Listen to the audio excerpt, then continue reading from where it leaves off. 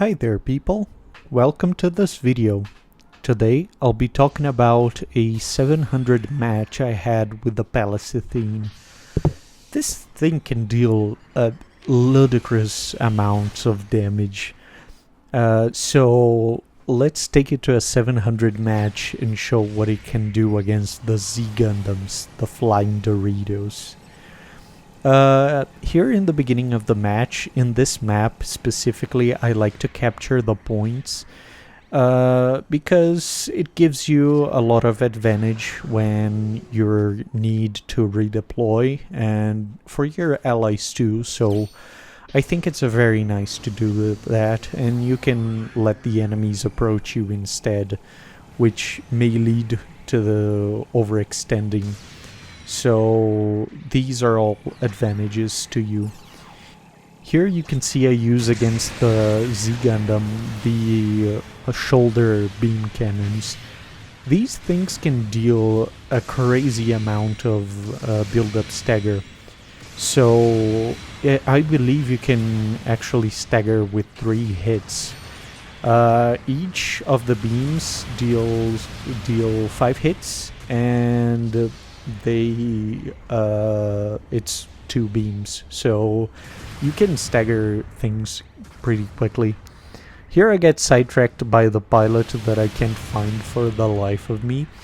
So the raid comes and gives me a good beating. So here is the other interesting part, which is don't get auto boost when you're playing against a Palace Athene. You'll get the missiles. And you can see how crazy the amount of damage you can deal with this thing. The other interesting thing about the shoulder beam cannons is that they go through enemies, allies, everything. But because they don't have instant stagger, but rely on build-up stagger, you can actually shoot it through allies without any problem. So if you are like me and really hate allies that keep standing in the way of your shots, well, use the shoulder beam cannons. The other neat thing is they have an 8-second overheat. Which is, it's crazy to think that it's an 8-second overheat. It deals so much damage. The 700 cost Palace Athene has 350 damage per tick. As I mentioned, it has 5 ticks per beam, and it's 2 beams, so you have a theoretical base damage of 3,550, which is quite impressive. I shoot with a charged beam on the new Gundam, and you can see that it deals 5k damage.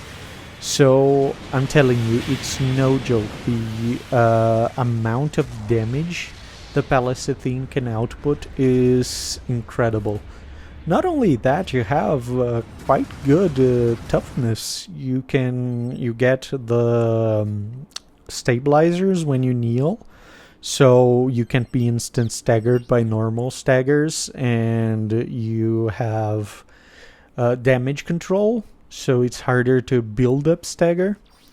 So basically, if you kneel, you can support your allies very well without being interrupted. The neat thing about the main gun is you fire 4 shots with a 12% heat each. So for a full burst, you only use 48% heat gauge, which is amazing for the amount of damage you can deal. Here it's pretty bad that I'm aiming usually at the legs of the Xi Gundams, so I'm dealing a bit less damage. But you can easily hit for 1,000 damage per shot with this rifle, and this is actually pretty consistent in most fights in most costs. So it's a very, very good primary weapon. It also comes with a grenade launcher for an instant stagger in case you need it.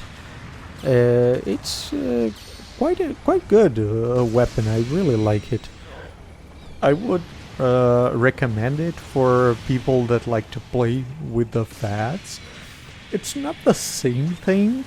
You don't have the shock dampeners, but you can get kind of shock dampeners if you kneel. So it's you have to keep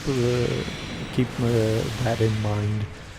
But it has more consistent damage than the fats. I think it more than makes up for that.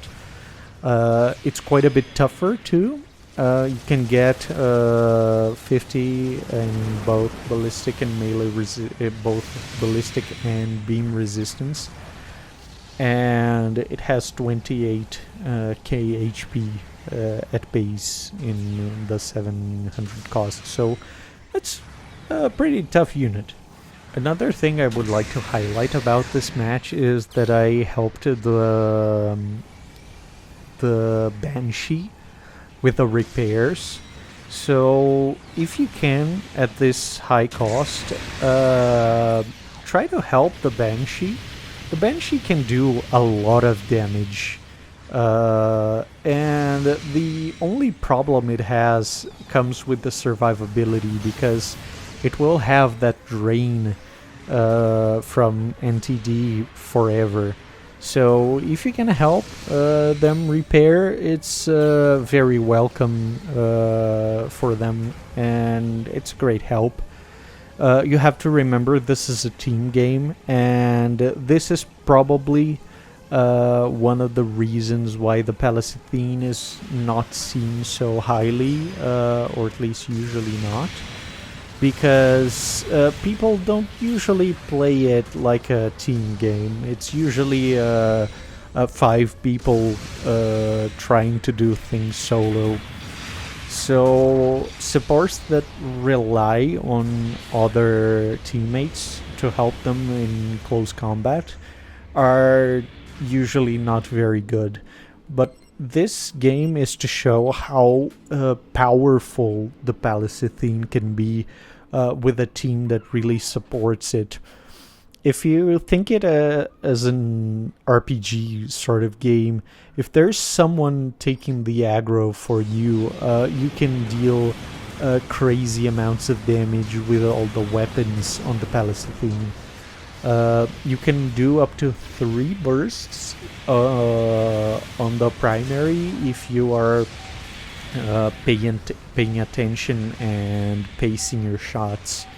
So that's a theoretical at least 12k damage that is done very quickly. So if someone staggers the enemy for you, you can deal incredible amounts of damage. And the shield missiles are no joke, but that's better shown in another match. Thank you very much for watching. I'll catch you next time.